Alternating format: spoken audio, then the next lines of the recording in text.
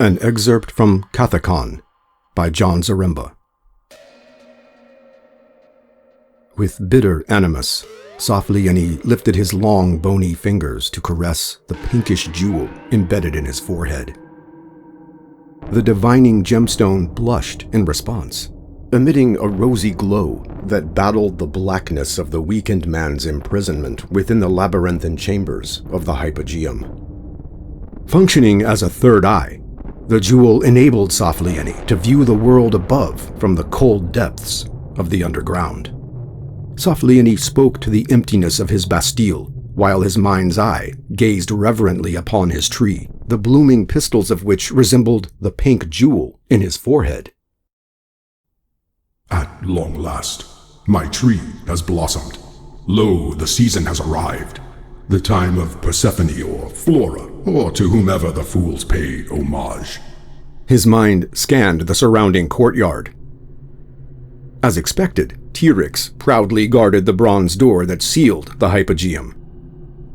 He stood bare-chested, wearing only sandals and a loincloth, his tanned skin absorbing the heat of the early morning Mediterranean sun. The long shadow that T-Rex's muscular frame cast onto the beige brickwork of a nearby wall outlined the double-edged blade of his one-handed Xephos sword.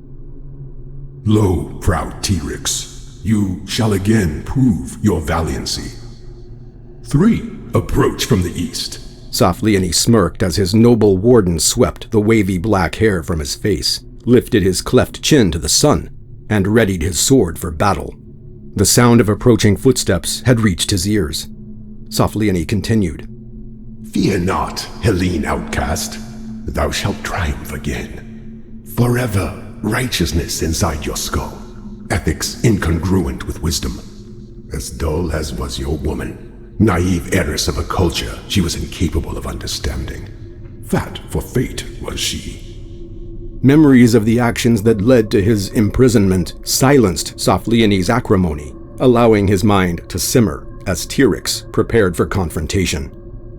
A manifestation of his most fundamental weakness shall be the key. What is it? T-Rex saw a Khopesh sword emerge from between the megaliths that marked the entrance to the village. The long, curved blade, which was crafted to function as much like an axe as a sword, was followed by 2 shorter Khopeshes. 3 men, donned in scale armor atop cotton undergarments, emerged from behind the blades. Upon each of their heads rested a pointed bronze cap. Encounters such as these had become familiar to T-Rex. Many travelers, in seeking Saflieni's third eye, had lost their lives to the rogue Hellene's Xephos blade. Although he was already on foot and prepared for battle, T-Rex extended the same magnanimity to the 3 as he had their failed predecessors. Should I ask what brings you to a cursed village on this deserted island? T-Rex asked, attempting to hide the rhetoric of his voice. They did not respond. Do you understand my tongue, voyagers? Aye, we hail from the land of Chaldea. Your boy on the cliffs did mention something of a curse, their leader sneered. But we thought we'd take our chances. T-Rex did not expect him to speak his language so eloquently. That would have been Menir. Apparently, he could not dissuade you. He stepped between the leader and the bronze door of the hypogeum. His struggle was insufficient, said the Chaldean, raising the palm of his free hand to T-Rex's face. Fear not, he lives. Because he was spared, your deaths shall be quick. Now, lower your hand. You shall not acquire the Magos' jewel, T-Rex calmly demanded. So transparent, so boring, so predictably righteous. Lo, ye chivalrous vagabond.